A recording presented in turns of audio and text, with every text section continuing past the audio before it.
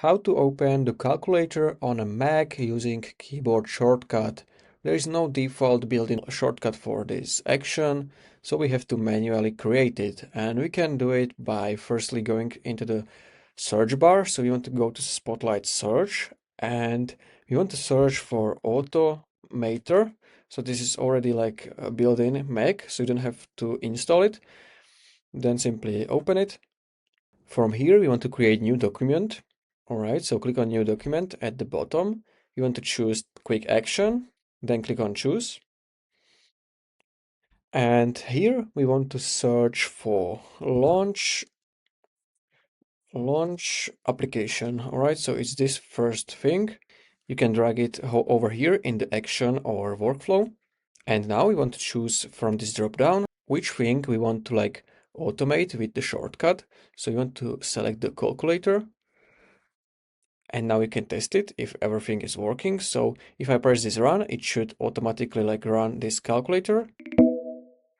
Workflow completed. You can see it works.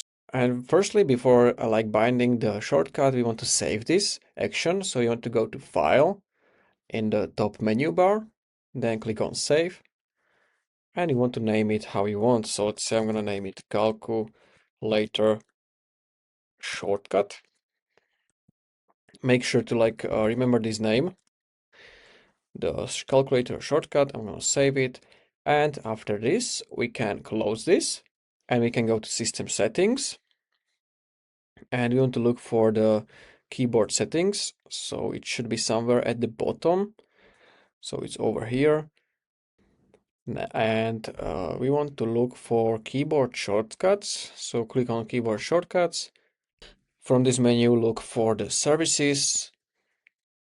Now general, so you want to open this general by clicking on this drop down menu, and you should be able to see this calculator shortcut which you created in the Automator. And simply you just have to click on this none to like add the shortcut for this. So let's say I can use Command Shift plus P. You can use a shortcut which you want. This is my own. So Command Shift and P. I'm gonna click on done. And now we can test it. So I'm going to press Shift Command P and it should automatically open calculator, as you can see. Okay, so this is like basically it. If you found this video helpful, please consider subscribing for more tutorials like this one.